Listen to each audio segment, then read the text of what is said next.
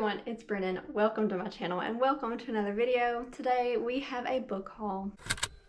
And this book haul is a little less shameful than my other two past book hauls have been, which were like over 50 books. But this one's just over 30 books, like no big deal, right? Also, I broke one of my tripods trying to film the thumbnail for this video. So just know you're watching some content that had sacrifices.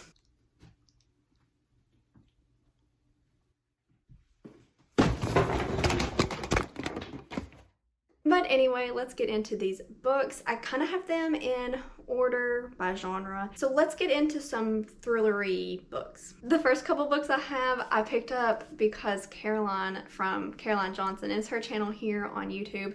She has recommended them. She really likes them. The first one is Beartown by Frederick Bachman.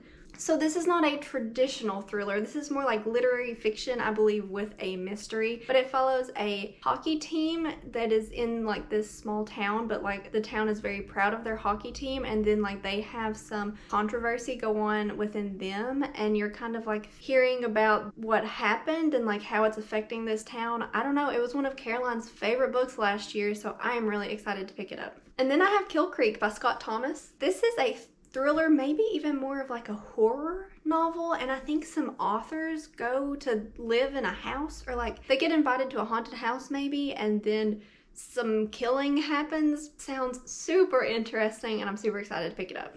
In these hauls, I'm always talking about how excited I am to pick these books up, and I'm such a mood reader, I'll read what I want. Anyway, that's a side note. This book is Where They Found Her by Kimberly McCreet, and I picked this up because Kayla from Books and Lala recommended it, and she reads so many books that I just automatically believe her recommendations. But I don't know anything about this thriller. I'm imagining someone went missing and they found her. This book is The Last Time I Lied by Riley Sager. I've actually read this. I read this for the Thrills and Chills readathon. This is a summer camp thriller, and we're following our main character as she gets invited to return to a summer camp where she was when she was 13 years old. Now she's 28. But when she was there as a camper, all of her cabin mates went missing, and she kind of accepts this invite to come back to do some investigating on where they went, but also she kind of gives you the vibes that she might know more than she's letting on, and it was really good. I gave this book 5 stars. I'll link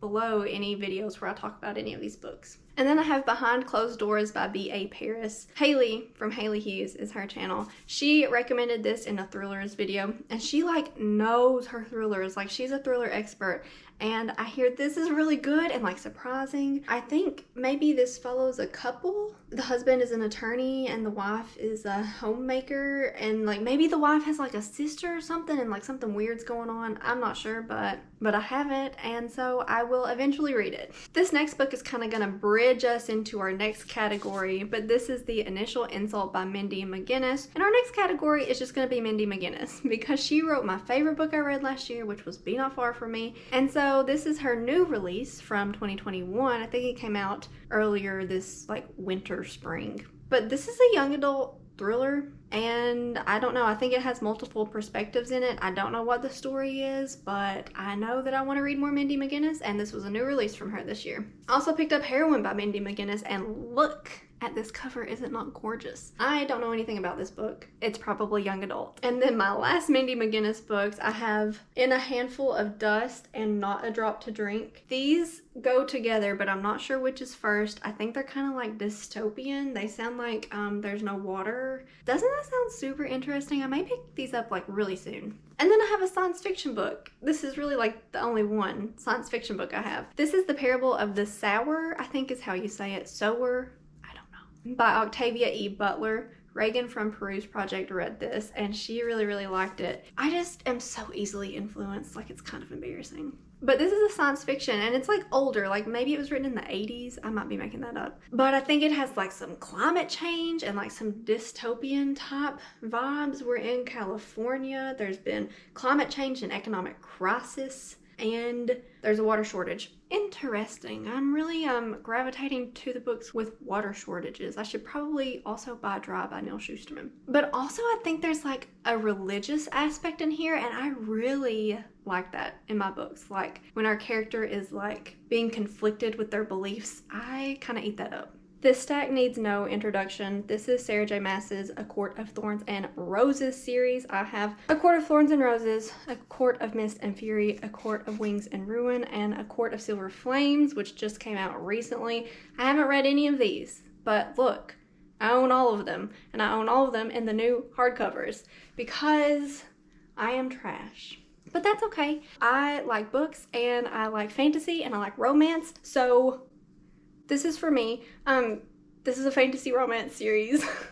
Oh, I'm sorry. And I also own the like novella that comes in between some of these, but I've heard it's not very good, so I don't even know if I'll read it. But yeah, here I am holding these books. Take a picture, everyone.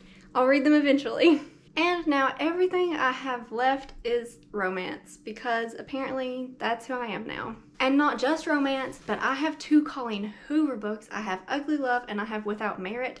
I don't know what either of these are about, but they're Colleen Hoover. You just know her books. Like, I can flip to the first page of a Colleen Hoover book and I could probably tell you that Colleen Hoover wrote it. She just has the messiest, the most dramatic, the most bingeable books I've ever read. I don't know what either of these are about, but I know that I will just probably eat them up. The next book I have is Twice Shy by Sarah Holgel, and she wrote another book that I have, You Don't Deserve Each Other, or You Deserve Each Other. You Deserve Each Other. I have that on Kindle, and it has mixed reviews. I don't know much about this book. I haven't heard many people talk about it, but I have it. The cover is so pretty. I love a yellow romance cover, like Danny Brown. I love that romance cover. I have this. I'm excited to read it. And it's like super short. Like, it feels smaller than a lot of books. It's like right at 300 pages. So yeah, a quick, easy romance read, I am sure.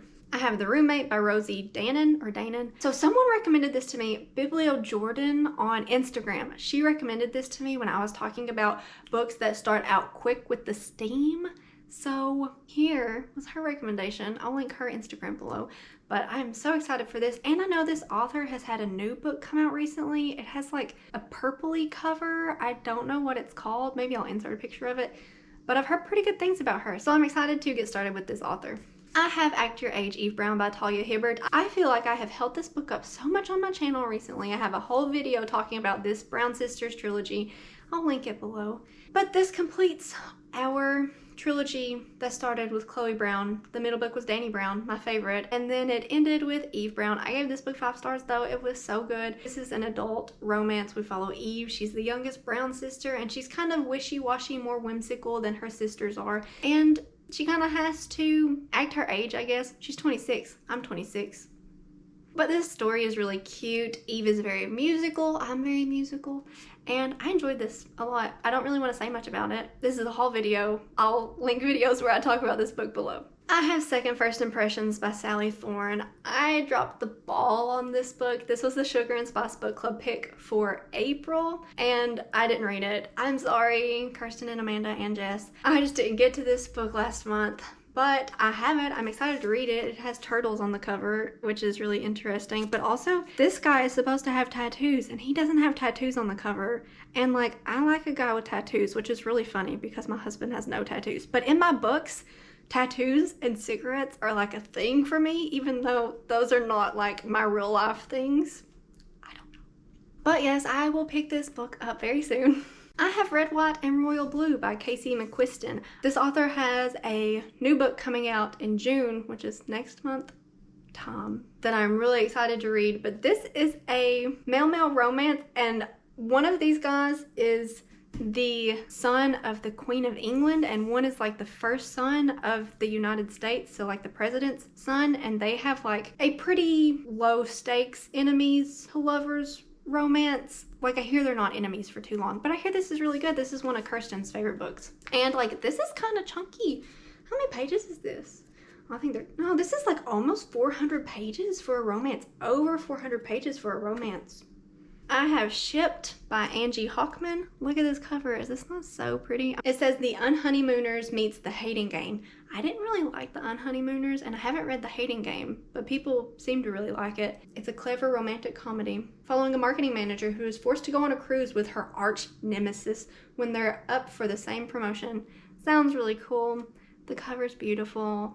It sounds like the perfect book to read on the beach. Speaking of books to read on the beach, I have People We Meet on Vacation by Emily Henry, but this is the Sugar and Spice Book Club pick for this month, May, and it's May 18th, so I better get to reading so I can like not let everyone down. Not that anyone is counting on me for anything. It's a personal thing.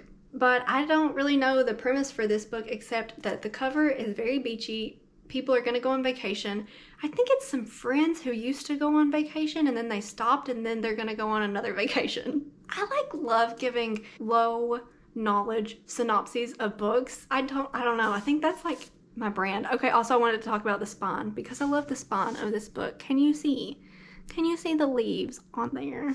I picked up The Honey Don't List by Christina Lauren, and I was like totally not gonna buy this book because the trope does not sound like it's for me. It's like a marriage in trouble and they work together and then their assistants get together, and I don't know if the marriage in trouble like has success, but like that didn't sound interesting to me, but Caroline really liked it, so I bought it. So like, Caroline, if you're watching this video, why are you making me do things like this? But I haven't read this yet. Maybe I'll like it. Christina Lauren is like so traditional romance, and that's kind of like not my vibe right now. Like I really am leaning more towards like the indie romances and things like that, but like I don't want to be ignorant when it comes to current romances that are in bookstores. So, and I'm not hating on Christina Lauren because I had their new release pre-ordered, and I've had this pre-ordered since like December. It came out yesterday. Did I say today was the 18th? Today's the 19th.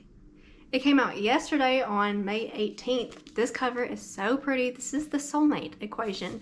I don't know what this is about. And because it's a nice hardcover, also I was so surprised it was a hardcover. Was not expecting that. It doesn't have anything on the back for me to easily read, and I don't really want to know much. Although I just saw the words single mom and number crunching, and then she probably gets matched with someone, and then I don't know, it goes from there. I'm sure with some like DNA thing, like that's giving me definite vibes from The One by John Mars, which I read earlier this year. That was actually the first book I read this year.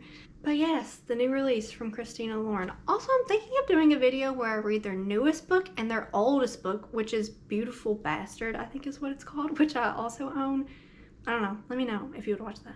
This last section is all about these beautiful mass market historical romances. I'm so excited for these. I want to like make a specific spot on my shelf for mass market historical romances because man, they are so good. Like for the most part, what I've read's been really good.